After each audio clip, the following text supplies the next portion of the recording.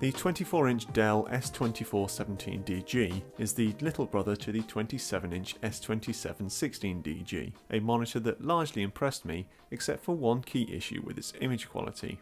Thankfully, the S2417DG isn't afflicted in the same way, making it a far more tempting option. Like its sibling, the S2417DG is a TN LCD gaming monitor with a 144Hz refresh rate, 1 millisecond response time and G-Sync.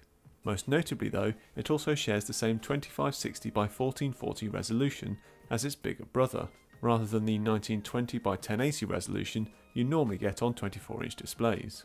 This immediately elevates this monitor above any others of its size, as it opens up the possibility of gaming at a high resolution, resulting in a sharper image, and when on your desktop it allows you to get a lot more done. The pixel density of 123 pixels per inch may be a touch too high for some users, but it's only slightly higher than what I consider the ideal level of 110 pixels per inch, which is what you get on a typical 27-inch monitor with the same resolution. Meanwhile, I find the 90 pixels per inch that you get with normal 1080p 24-inch displays to be a little low. Either way, if you are struggling, you can always use Windows scaling to make things more readable most of the time, just leaving the high resolution option for when needed.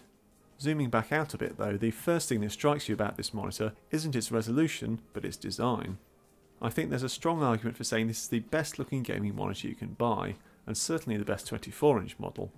Its simple business-like stand and dark grey and black paint job are just so much classier than any other display out there, while the hidden bezel gives the whole thing such a sense of sleekness. The only slip-up is the glossy plastic on the back, which inevitably will show up fingerprints and dirt more than a matte finish. As for more practical considerations, the stand offers plenty of adjustability with height, tilt, pivot and rotation all available. Plus the stand clips in and out of place really easily, and there's a 100x100mm VESA mount underneath for use with other stands. Connectivity is also good for a G-Sync display.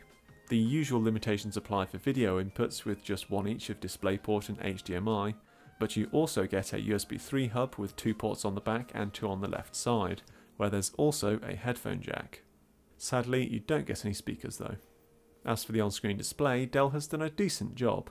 The buttons and menus line up nicely and work together in an intuitive manner.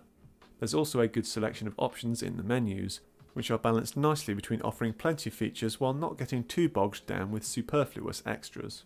Meanwhile, the buttons are a bit unresponsive, so there's still room for improvement. When it comes to image quality, this display largely gets things right.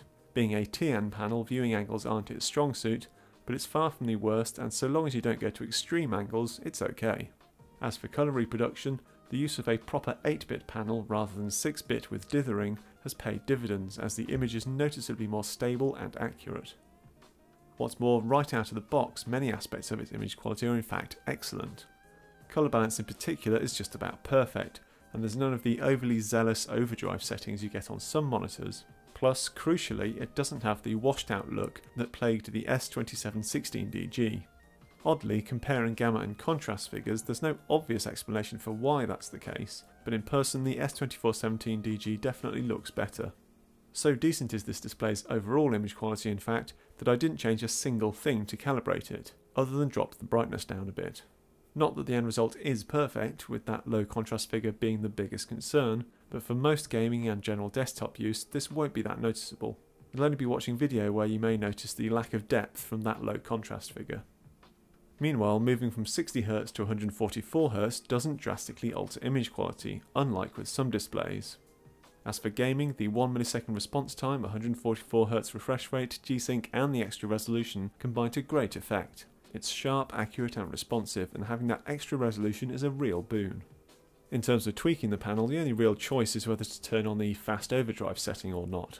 However, it's not much of a choice, as the panel looks great without it, and the fast setting introduces too much corona effect for my liking. In summary then, this is a really good G-Sync display. In fact, arguably it's the best in its class, which you'd hope for considering its £450 asking price. Physically it looks the part, performance is largely very good, and it has a great balance of features.